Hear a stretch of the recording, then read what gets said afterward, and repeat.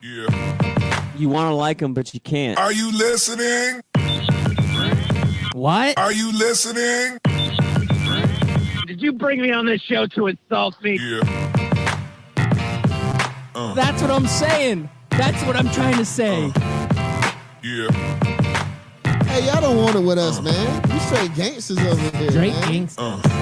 Ah. Yeah, it is Thursday, October 11th, and you are listening to Scout Team Sports. We are the Scout Team, bringing it hot and live each and every weekday. I am one of your gracious co-hosts. They call me Loudbeard. You are the most egotistical, self-deluded person I have ever met.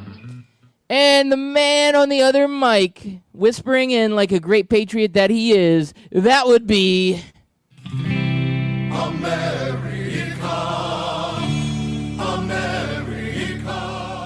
Yes, it's your boy, Chris America, coming to you live this Thursday morning. It is Thursday, which means NFL football, college football, and do we have some ALCS or NLCS games going on tonight, or is that tomorrow night, Loudbeard? Friday is the first game of the Okay. series, so nothing tonight yet. Baseball's doing kind of this dramatic, let's have a couple days off, let everybody rest up so the big series can start. So we're waiting on that still, but NFL, yeah. At least it's a couple of days and not like 20 days like the NBA likes to take in between games 2 and games 3.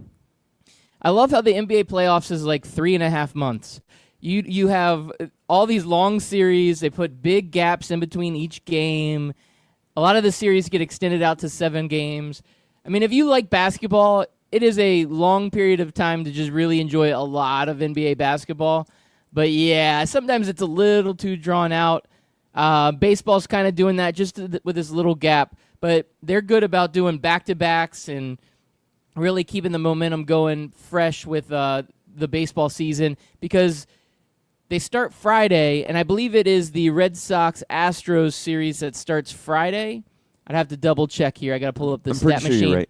And then they come back and they play Saturday also. So they're doing a back-to-back immediately into the series, which to me is pretty good stuff, man. Just go for it. These are baseball players. They're professionals. They're athletes. They can go in and they can play. They don't need all this rest. You have different pitchers, so you don't need to have 2-3 days rest in between each game. Let these guys go out and play. And that's what's happening in MLB, and I like it. Yeah, I like it, and the other thing I like, too, is watching Yankees fans cry on Twitter. Yeah. Tell me a little bit more about this, because I've seen a few, let's call them crybabies on Twitter about these Yankees who should have won, and they still have all their championships. Tell me what you've been encountering, sir. Well, I came across this video from Liz Gonzalez. She's one of the talents there over at Barstool Sports. So I'm sure she does a great job over there. But she's going off about how I guess he was out, and I'll clean it up a little bit because she had a little bit of language that's not good for morning radio. And she said, I'll go to bed I'll go to bed with my 27 championships, so F Boston. And I'm sitting there, and I always laugh when fans of these historical teams, especially ones, now she said she's been watching since she was 8, and I guess somebody corrected me that she's 32 because I kind of made fun of how young she was and that she's probably only seen one Yankees championship and she wants to claim all 27. But it's just so funny that these teams of the Yankees or, I don't know, other teams that have won a ton of championships 60, 70, 80 years ago, and we want to claim them as our own, and we've only seen them win one. What do you think, Loudbeard? Can you as a fan claim all of the things that happened before you were born? I don't think you can. Yeah, I don't know. I kind of go up. I go both ways with this one because I'll use my NFL team, the Redskins. The Redskins, they have been around for a long time, and they have 3 Super Bowls. They won in 82, 87, and 92, if I remember correctly. And Okay. I was very young when they won all of these Super Bowls. Let's just say I was, barely even breathing at some of these young Super Bowls. So I still claim that my Washington Redskins have 3 Super Bowls, and I'm going to claim that no matter what, even if I wasn't even a fan at that point because I wasn't even old enough to know how to speak. So to me, yes, you do. You claim it as a fan. Now, do you get belligerent and make it a statement when your rival beats you? Like, guess what? We've got more championships, and I'm going to go, we're still better than you. When a lot of those championships happened in the 30s, that takes it a little bit far. And I think what you're getting at here is that maybe that chick needs to just back off a little bit and not be so loud and obnoxious. But I think the key to that is, you said it, she's a talent over at Barstool Sports, and those people, they just love getting some attention out there on social media. Yeah. They love, and I love the giving spotlight. it to them. I love razzing them. I love razzing them.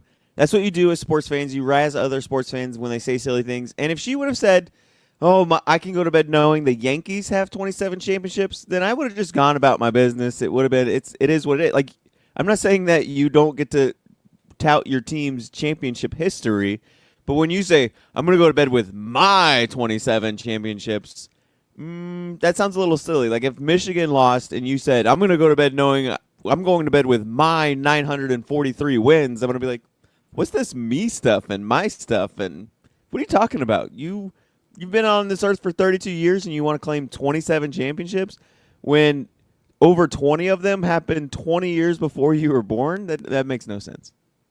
Yeah. No, I'm with you on that. This is where the fanatic part comes into fandom. Oh, yeah. You become almost so entrenched in your team that you believe that you're a part of it. And I'm not saying that that's a bad thing. I'm not saying that there's anything wrong with that. But I am saying that people can be extremely fanatical. And I've been down that road. I've got some teams that I can get extremely fanatical about. But sometimes it gets to the point of delusion. I look at it kind of with the Alabama fans. The Alabama fans, they're so quick to throw out how many national championships they've won and how UCF could never stand up to them and they're the big powerhouse. Well, guess what? A lot of those championships happened in the 20s and the 30s, back when they didn't even wear pads. There was just 5 guys out in a field bumping into each other, and then they were handing out championships to everybody. Well, yeah, the best part is go ahead. The Alabama Crimson Tide had 6 championships claimed in 1982, and then some guy who did their media guy decided, look, I'm going to look at all these obscure polls. I see we have a national championship here, and we have a national championship there in 1943. I'm going to claim those, and then in somewhere between 1983 and 1985, their media guide changed to 12 national championships. So in 82, they had 86. By 85, they had 12. So they're making fun of UCF for claiming a poll that is recognized by the NCAA exactly when it happened, but it's cool that they claim a 1943 title in 1983, 40 years later. And again, like, you can have your claim to everything that happened in your lifetime. If you've seen Alabama win 5 BCS and CFP championships, and you get to say, I saw 5 championships.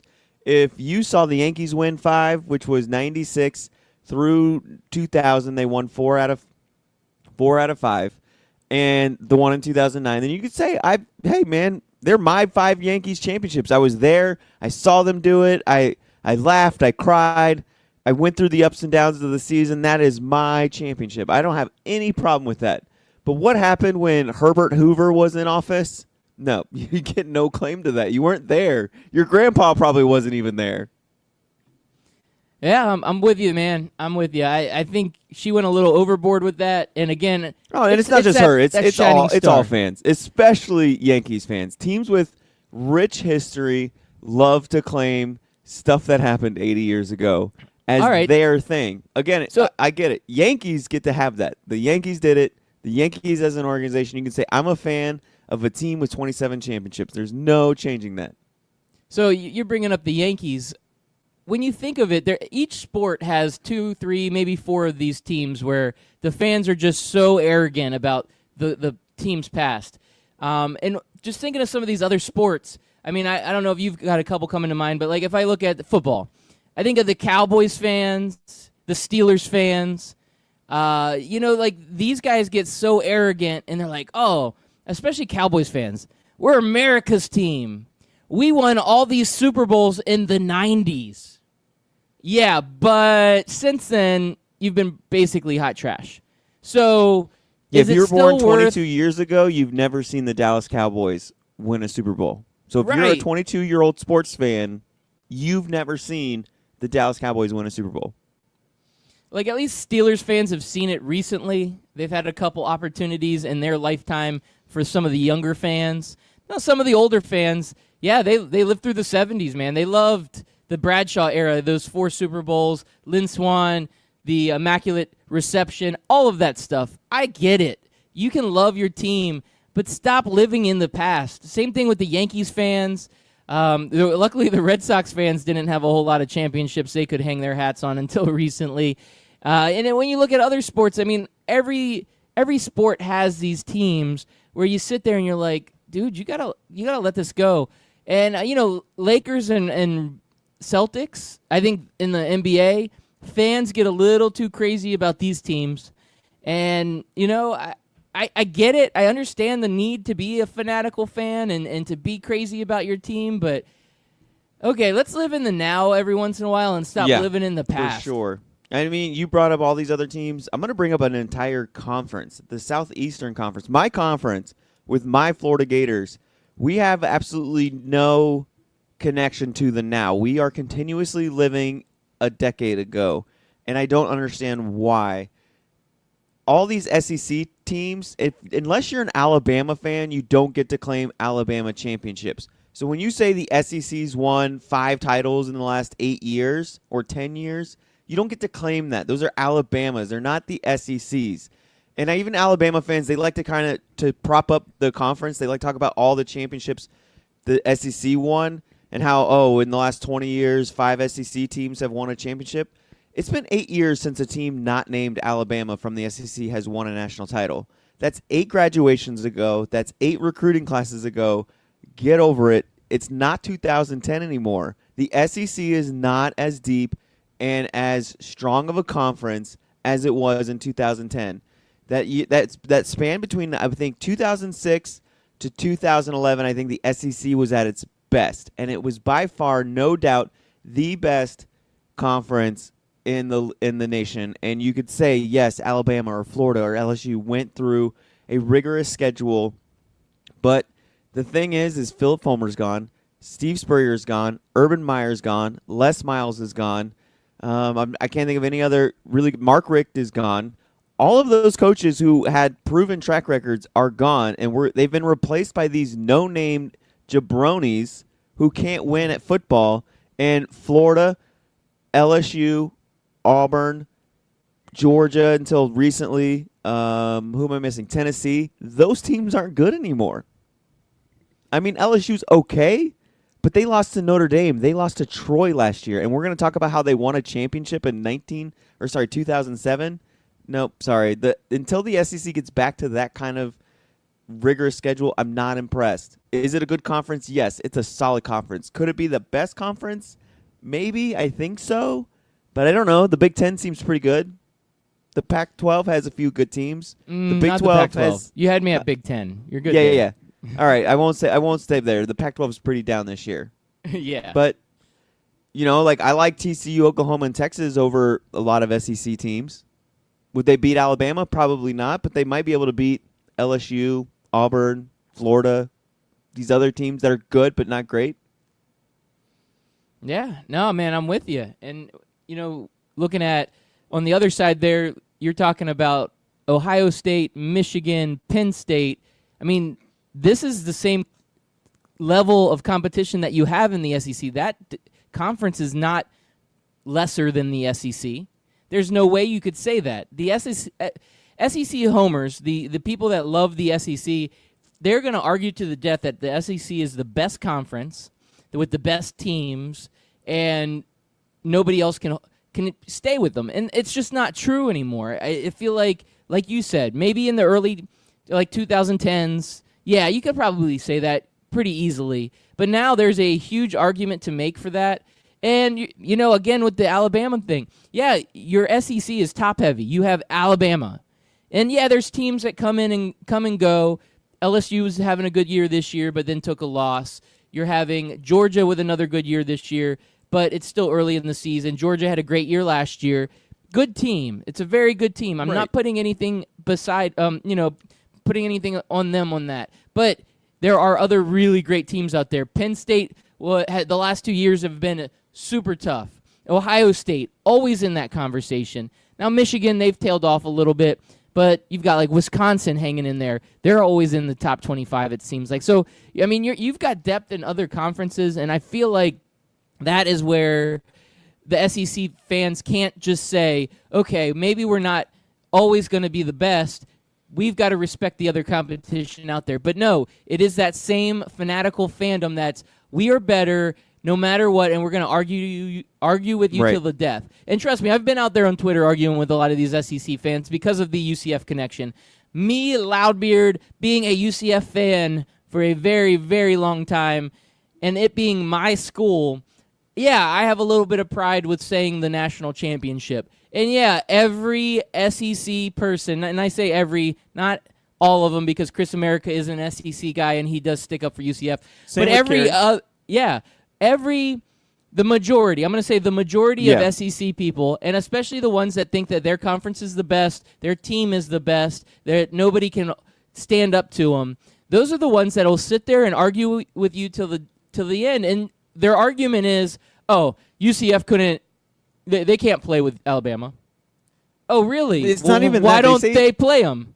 They say ridiculous stuff like, "Oh, UCF would go 7-5 with Alabama's schedule," and I'm like, "Really? Playing Citadel, Tennessee, Louisiana, whatever Louisiana school you've picked this year, Ole Miss, Arkansas? You really think they're gonna lose to these teams? Like, can you not even just set aside your homerism and actually watch UCF with an open mind and actually see how good this football team is, how talented it is, how fast it is, how they run their game plan to perfection. That is what makes a good football team, not who you're playing, but what you do. Like Joe Flacco didn't get in the NFL because NFL scouts saw him play against great competition and he lit up, the best defenses in the world. They picked Joe Flacco even though he played in the FCS because they were able to recognize his talent. They were able to recognize how good he was. Same with Carson Wentz. They looked at Carson Wentz and they didn't say, yeah, we can't pick Carson Wentz. He can't be a good football player because his strength of schedule is awful. No, they're able to evaluate his talent without even needing to see who he's playing against. They're able to see how good he is and how well he executes his coach's game plan, what his physical attributes are, and how it can apply to the NFL. And guess what? Both of those guys have had success. And you can do that with UCF. You can look at UCF as a team and forget about their schedule and just evaluate the team and evaluate how they execute their game plan and say that, yes, this is a good team. Same with South Florida. South Florida is a good team that's proven time and time again they can hang with any Power 5 school in the last 3 years. And it doesn't matter if Slick Willie Taggart's their coach or Charlie Strong is their coach. This is just a good football team. So, and there was something else I was going to say while you were talking, but I can't remember what it was. I don't even know why I said that either. No, I'm completely with you. And again, we're kind of switching over here to the college football side. The American Athletic Conference, you bring up USF, you bring up UCF. Cincinnati right now is an undefeated team. Memphis has had a really great year last year, tailed off a little bit this year. But there is some good competition in this conference. But again, the SEC people are going to say, oh, that's a cupcake conference. You don't have to play anybody. You don't have to play anybody. No. We play Arkansas, and they have a SEC patch on their jersey, so that makes them good. Yes. And the same thing we talk about, I mean, I guess the argument ends up being UCF needs to play more Power 5 teams, and if you play a Power 5 team, well, we've played Power 5 teams, but the problem is a lot of Power 5 teams aren't good. When we beat Maryland and we beat Pitt, and we're scheduled up against Georgia Tech and a hurricane comes, so Georgia Tech, that's their fault. when we're scheduled up against UNC and then a hurricane comes, and that's UNC's fault, and we're scheduled up against these teams and we beat the Power 5 teams, the same thing with other teams in the conference. They beat Power 5 teams, but then it's, they aren't that good. Oh, they're not that good when a non-Power 5 team beats them, but when you're playing them, you're saying, oh, look at my tough Power 5 conference. Right. It's tough. When Clemson is playing, Georgia Tech, and then they got to turn around and play UNC, it's like, man, what a grind. They just beat 2 Power 5 teams while you were playing Memphis and SMU. It's no difference to me. Like, in today's college football landscape, there is really no difference between UNT, University of North Texas, and Arkansas. We've seen that on the field. There's no difference between Tulane and Wake Forest. We've seen that this season on the field. The talent gap between Power 5 teams and these upper group of 5 teams. Now, we're not sitting here arguing that the Sun Belt is world beaters. We know that. Same with Conference USA. But the MAC, or not, is it the MWC, the Mountain West Conference, and American Athletic Conference, they have at least 6 teams that can compete or stay competitive with just about any Power 5 team, or at least 85% of the Power 5 teams. Now, another argument that SEC fans like to use is that, we have the most players drafted. Okay, well, what does that mean? That just means you have a lot of talent. It doesn't mean you have good college football teams. You take Tennessee, for instance. They had Alvin Kamara, the Rookie of the Year, the rookie sensation. He's doing phenomenal right now. It's not my fault that Tennessee only gave him less than 10 carries a game for 2 seasons, and he never once eclipsed 700 yards while he was at Tennessee. That's not because, the SEC defenses stifled him, they're so good. It's because he got less than 10 carries a game, and for whatever reason, Butch Jones doesn't know how to use his players. Like, it's a joke to me that a guy that lit the NFL on fire only rushed for 596 yards the year prior in college. Yeah, he almost tripled his yardage when he goes to the NFL. That does not make any sense. Now that tells me you don't get to claim Tennessee's Alvin bad. Kamara as an SEC player since he barely played. Yeah, and he played on one of the worst SEC teams, which obviously is being run into the ground and cannot develop talent and cannot identify when they have good talent and when to play them and how to play them. But it is an elite conference. That's all I got to say about and that. UCF would lose to them by 50 points. At least I think they lose to them by 150 if I was in Alabama right now.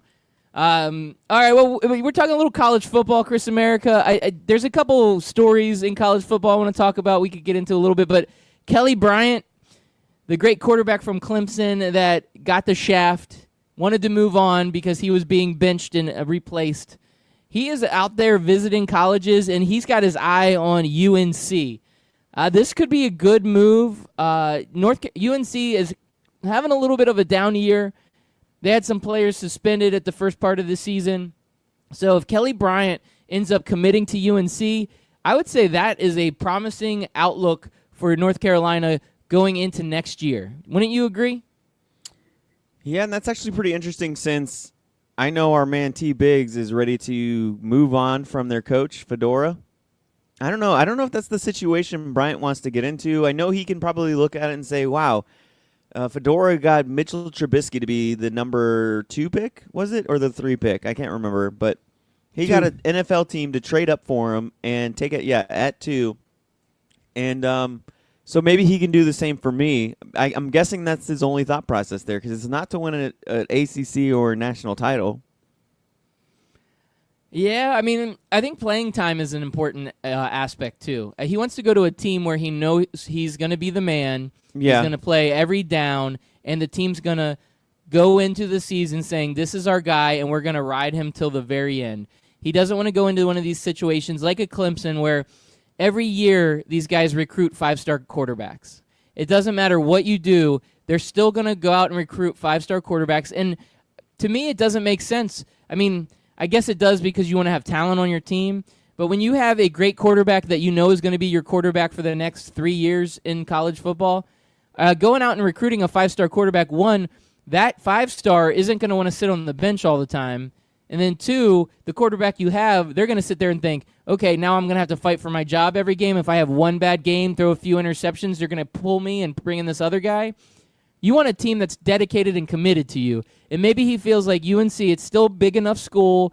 He could go play basketball too, then he might get some more recognition. But it's a big enough school where it's a Power 5 team, but they're down and they need a star. It's like Jimmy Butler wanting to go to Miami or the Nets or the Clippers. He wants to be the main guy. And maybe that's what Kelly Bryant's looking at. Maybe he likes the coaching staff. Now, if Fedora's going to be out, that's a completely different story, and I don't know if you would want that uncertainty. But maybe the school is saying, hey, you can be our guy. Maybe he likes North Carolina. Maybe he's got family there. So, these guys aren't making money yet. I mean, not legally. And that there's other aspects to making a decision that counts. And, Clemson's right there in South Carolina. Maybe he doesn't want to go far. Maybe he wants to stay in the area of the Carolinas, and he's looking at schools there. Oh, yeah. And he's looking at the best opportunity. I mean, it's not like the NFL where you're going to make $80 million if you go and play in Minnesota and get a 3-year guaranteed contract and you're Kirk Cousins. This isn't that same situation. No, you without still a doubt. want geography plays a lot into your decision, especially as a college athlete. And, UNC's a great school. I mean, he's going from Clemson to UNC. I would say, as far as academics go, I wouldn't think that there would be much difference there. I think that's probably close to the same level and caliber. I would agree. If they're giving him real classes, then yeah, I'm sure real UNC classes are good. But UNC's known for giving their athletes a few fraudulent classes here or there. So hopefully he gets the real classes so he can get a real education if he goes there. Maybe that's another benefit, fraud classes. He wants to take those fraudulent classes. He's like, I don't even have to take real classes. I could get a degree. This is great. I can get a degree. I can be there. And then I can be the number 2 pick by, I don't know, who would trade up for him. I'm trying to think of who needs a quarterback. That's the hard Arizona. part now. Arizona, there you go. They have Josh Rosen. He's Let's trade Josh Rosen away and get Kelly Bryant. Get rid of him. So they can have the next Mitchell Trubisky. We got from the College Credit Hour, one of our affiliate shows, Memphis Spence, checking in saying, no, do not go to UNC. Larry Fedora will ruin you. So I don't know if he'll ruin him because, again, he just got Mitchell Trubisky, a guy nobody had on their radar, get selected as the number 2 pick. But then again, George O'Leary did get Blake Bortles as the number 3 pick, and I wouldn't put much stock into George O'Leary coaching up quarterbacks. That's a good point. Things like this happen. Thank you, Memphis Spence, for listening in. We do appreciate it each and every Monday at 6 a.m. live, and then the replay again at 11 a.m. on 12 Ounce Sports Radio. And 12 Ounce Sports Radio has that great affiliate over at Sports Radio America. You can catch the College Credit Hour every weekday at noon on Sports Radio America, and we also play it at noon on 12 Ounce Sports Radio. Check it out, my friends. Check it out. All right, so other news in college football. We spent all this time talking. We've talked a lot about the Gators and a lot about UCF, but not a whole lot about FSU. And, the ACC needs some love. The ACC's been tough with Clemson, even though they're kicking Kelly Bryant out, and I can't necessarily agree with all of those decisions and everything going on there. But FSU just committed a very talented young man by the name of Deion Sanders' son. So bringing in one of your legendary players at Florida State, his son onto the team and committing him on, I think that's a great move. I think Deion probably made a call and said, you're taking my son on your team whether you like it or not. And I'm sure with those genes, he's a talented young man, but he will always live in the shadows of his father. And I would say that Florida State, the Neon Deion primetime days, they miss those days. With how they're playing nowadays, they could use Deion Sanders to suit up on the sidelines. His son, his grandson, his great-grandson, his grandfather, his great-grandfather, they need all the help they can get over at Florida State. So I'm glad to see that they're stepping up. And I think this is another good move by Willie Taggart. I think a lot of the Florida State fans have been really impressed, not necessarily with what he has done on the field, but what he has done off the field. They're making a big deal about how Willie Taggart has brought Bobby Bowden back into the program, has let him come into practices, has had him around the team, and made him a part of that program because he is such a legend. A lot of the old players like Deion Sanders, he's bringing a lot of them back and getting them involved in the program, getting a lot of the young Florida State players hyped about what's going on. And then here, making this commitment to Deion Sanders' son for the Florida State Seminoles, showing that heritage, that history of players that they're showing respect to. So Willie Taggart, in my opinion, is making all the right moves off the field. He's doing everything he can. He's motivating his kids. He's saying the right things. He's doing the right press conferences. He's doing the right events. He's doing everything right, except they just cannot get it done on the field. And I think that in itself is going to give Willie Taggart a little bit of leeway as they start developing. Yes, he will need to win at some point, but he's going to have a little bit of a leash because the fans love this guy, and they love what he's doing. And he's a great coach. He just needs to get some W's together. So what do you think about this news, Deion Sanders' son getting committed over to Florida State? Well, here's why I always tune in to the College Credit Hour at noon on 12-Ounce Sports Radio is because Shameless plug. Yeah, Memphis Spence does dive deeper into what I could give you.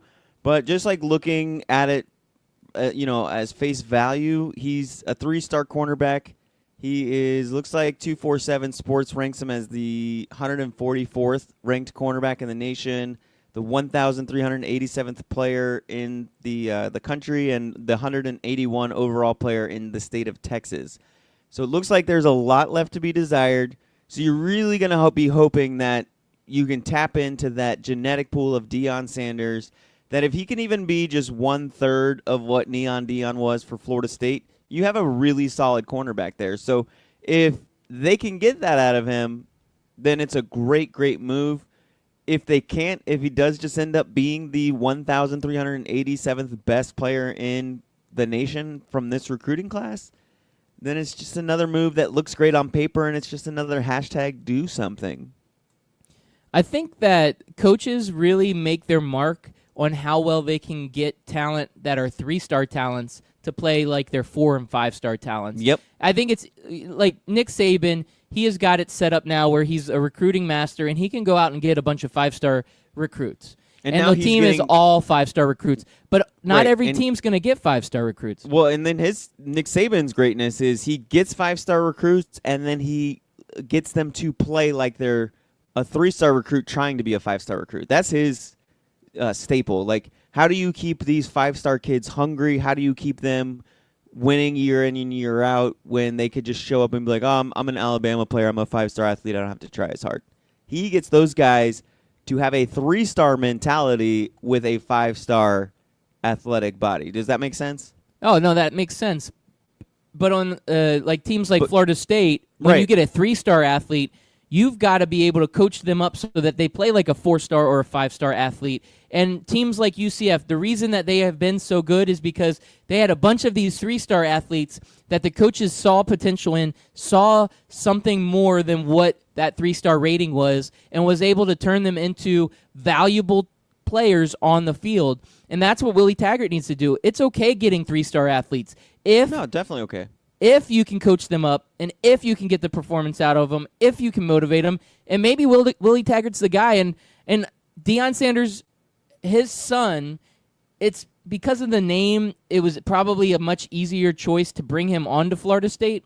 I get that, but that does not mean that this kid can't perform, and it doesn't mean that those rankings mean anything, because when he gets out there, he has an opportunity to put it out on the field, and he has an opportunity to get motivated, #do something by Willie Taggart, and go out there and prove himself.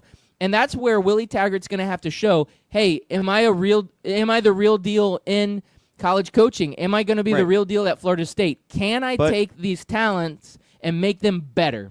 But let's put it this way. If this kid was named Shiloh Williams instead of Shiloh Sanders, we wouldn't be talking about him. We would not give 2 S's about some 3-star 1,387th recruit committing to Florida State. So, yes, can he live up to that? For sure. But are we giving it a little bit too much credit this early just because he's Shiloh Sanders? Definitely. And we should probably go to commercial break. All right. On the flip side, we will get Chris America's top picks for this week's upcoming college football weekend.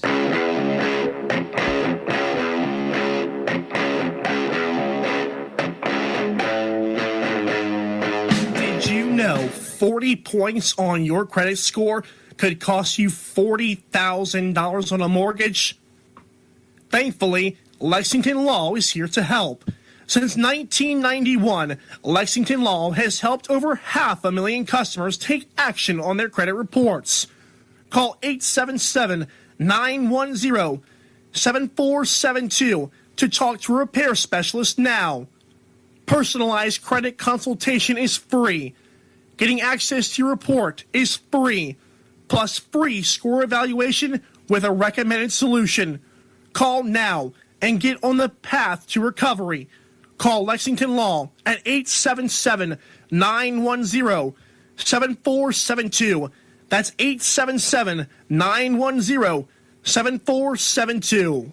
Oh, it's summertime. And what's that mean? We're all heading off to the golf course. But don't go too fast. Make sure you go to 12ouncesportsradio.com and book a tee time. At the bottom of any page, you'll see Book Like a Pro. Click that banner, enter your course of choice or zip code, find a tee time you like, book that tee time, and you'll get up to 50% off, courtesy of 12-Ounce Sports Radio. Book like a pro, even if you don't play like one. Ring Central features all-in-one phone, messaging, and video conferencing. It's easy to use with unparalleled security. Ring Central simplifies things so you can grow.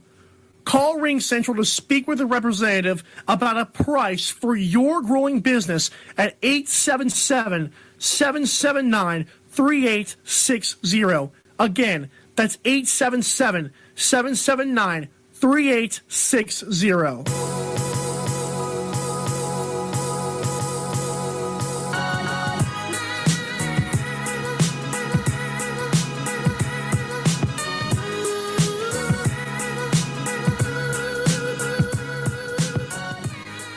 Yeah, welcome back. You are listening to the Scout Team. We're bringing you Scout Team Sports.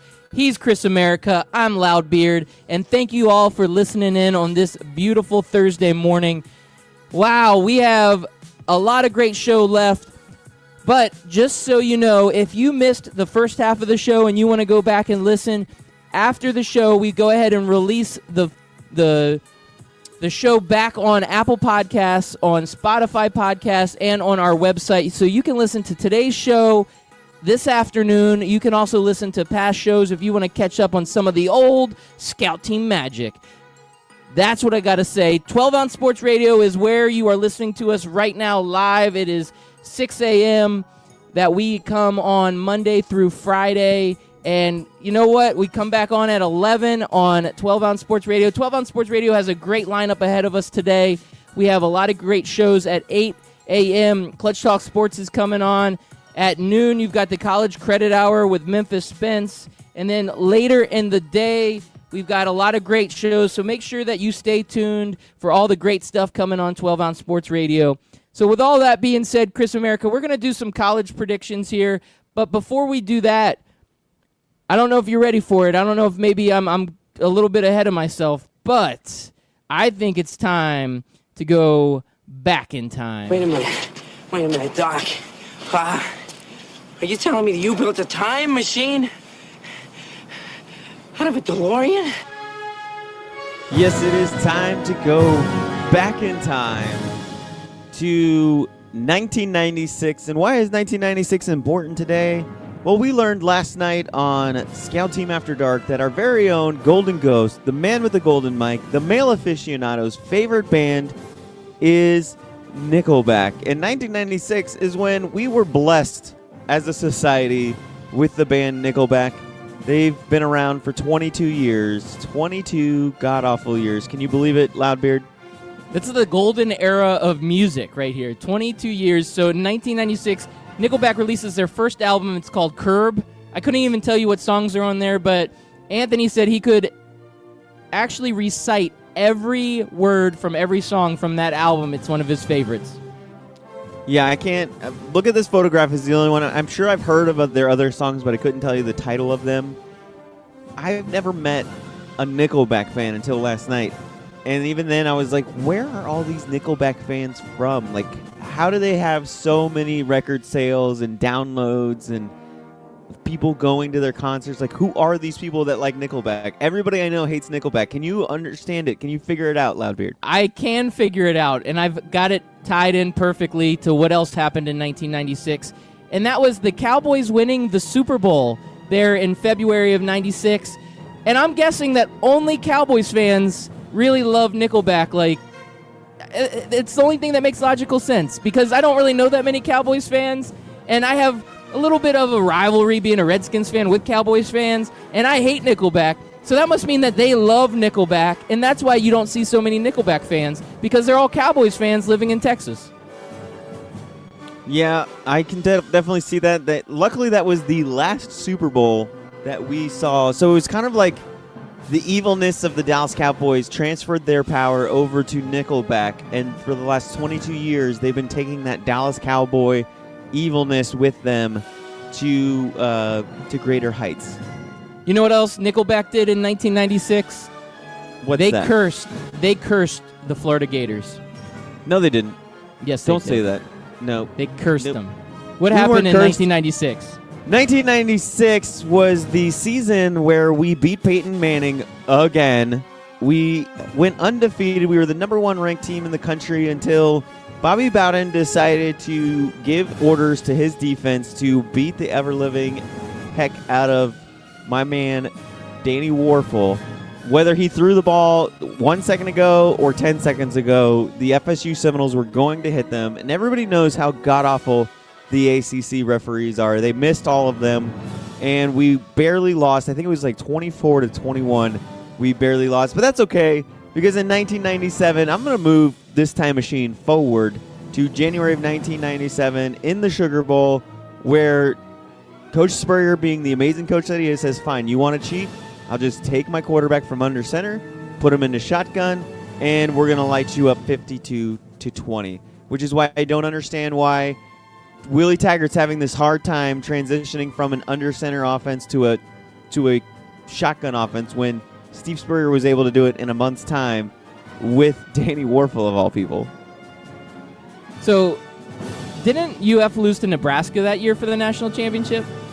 Is that No, I don't want to talk about that January of 96. I don't want to talk. We're talking about the good things that happened in 96. Was that back when Nebraska was good? That was like, now that Scott Frost is there, they're trying to bring those days back to Nebraska? Well, I mean, Scott Frost wasn't working. the guy that ran over Florida, so he doesn't get that credit. Okay, No. okay. Well, yeah. So other things going on. You talked about Yankees fans being absolutely awful.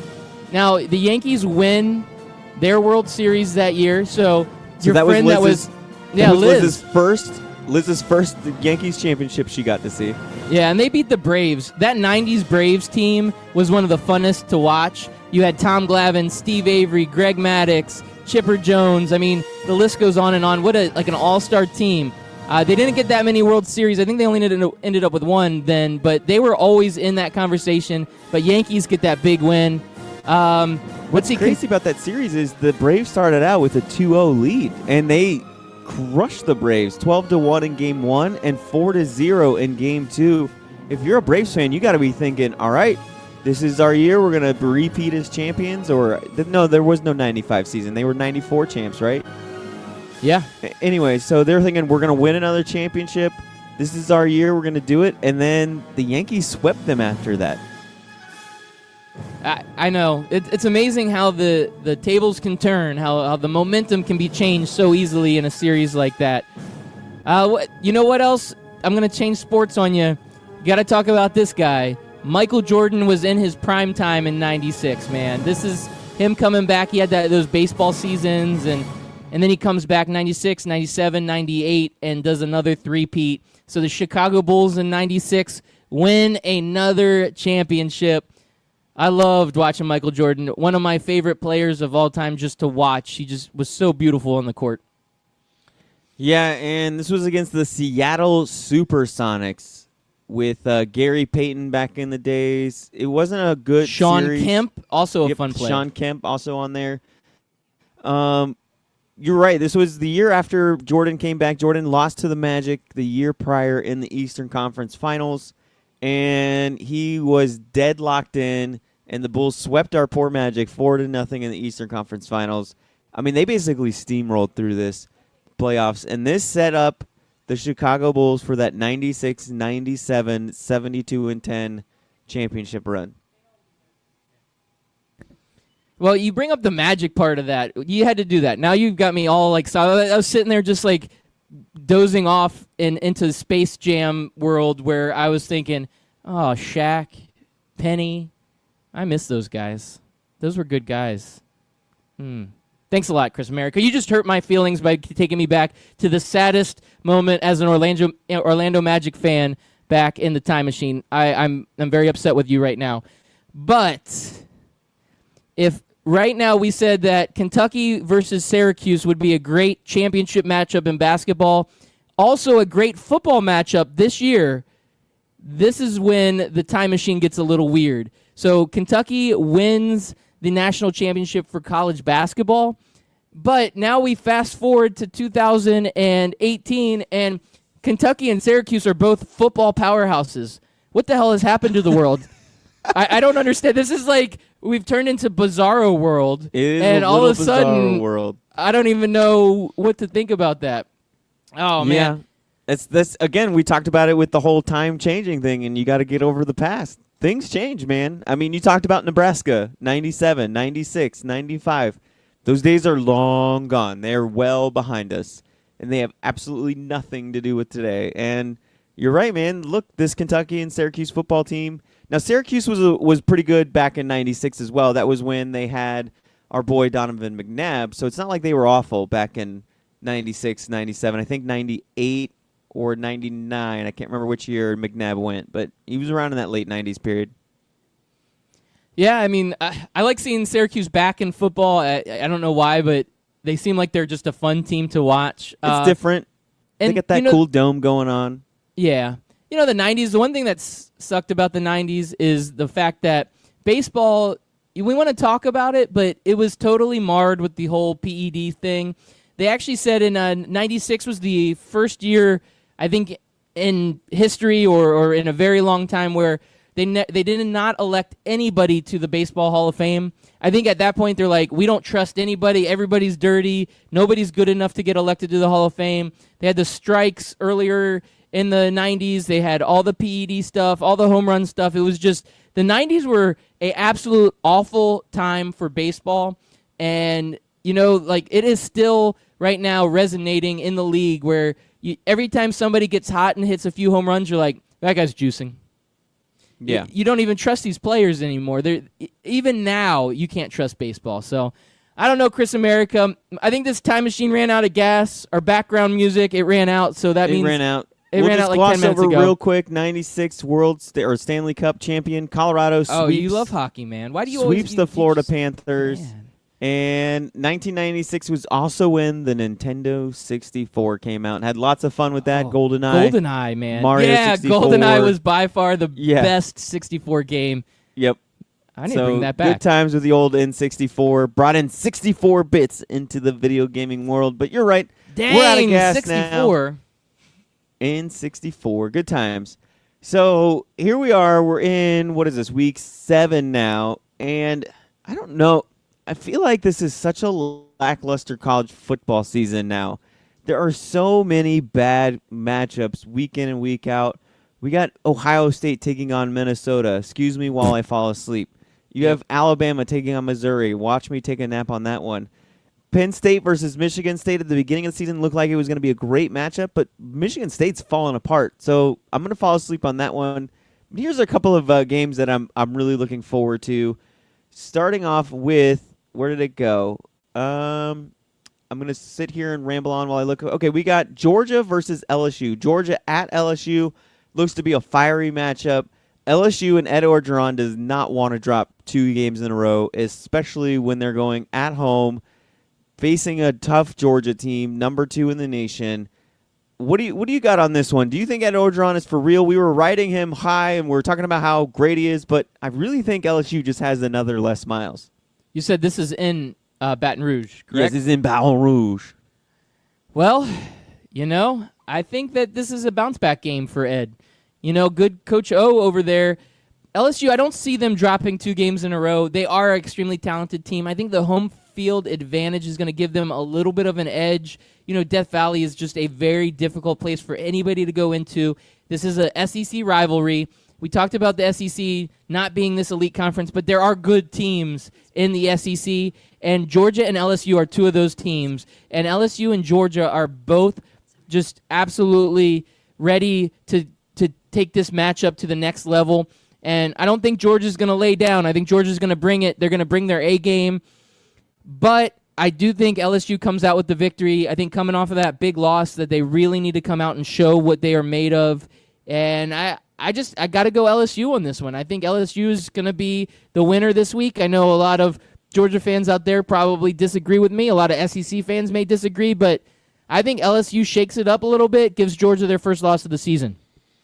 I kind of hope so, too. Not because I hate Georgia with a fiery passion, but just to shake the season up. Everybody pretty much anointed Georgia as the next team, the next Alabama, and I'm kind of over it. Want to see LSU shake things up, shake up the top 25. But we know this is going to, leapfrog LSU back into, the number 5 spot if they do it, and Georgia will probably move down to 6, and they'll talk about how great the SEC is, and this is why every game matters and all this other garbage. But let's move on to another top matchup that I'm pretty excited to watch, and that is number 7 Washington at number 17 Oregon. I'm glad this is on at 3:30, so I don't have to stay up until 3 o'clock in the morning watching this. Great matchup between these 2 teams. Oregon's looking to find their old ways back. Washington trying to prove that they are the solid number 1 team in the Pac-12 and possibly a playoff contending team.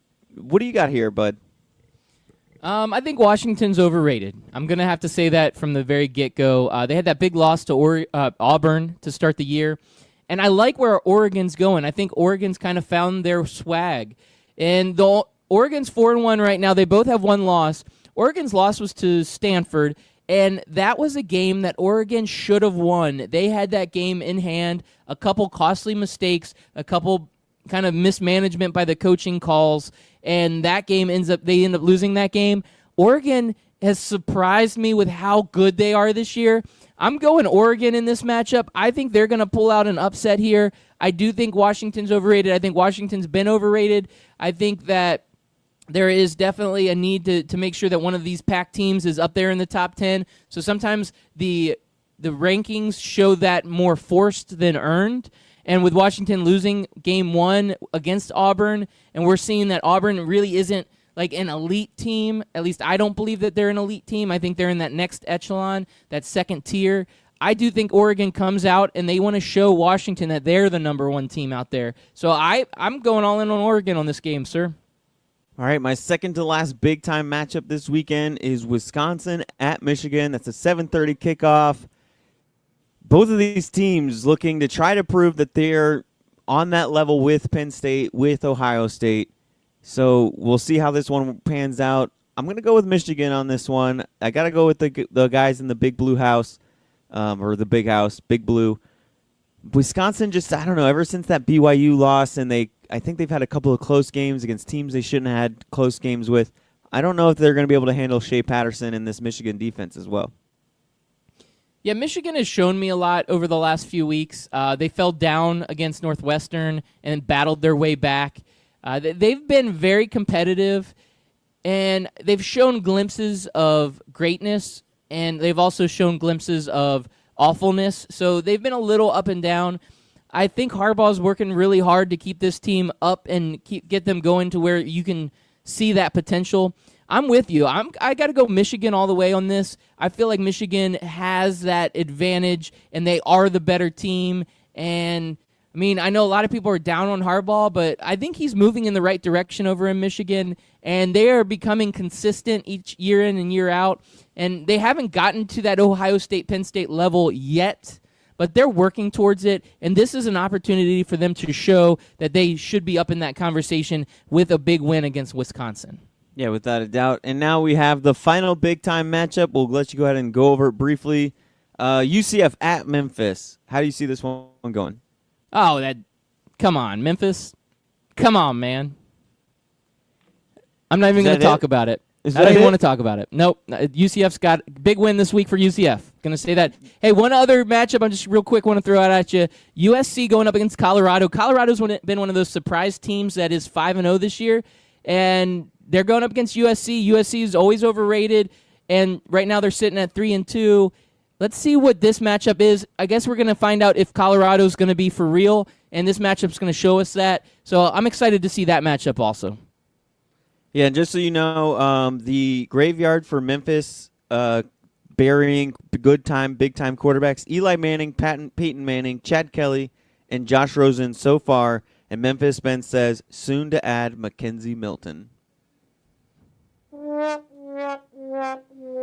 was a cold take. I don't like that. Yeah. No, That I'm was not a cold, taking that. ice-cold take. You know what? That I got to do it just to finish this off today. Memphis Spence, this is for you if you're still listening. I was hoping you would hit that drop. All right, have a great night, guys, or great day, or great evening, or great whatever today Whenever is. you're listening to this, once again, we out. Peace.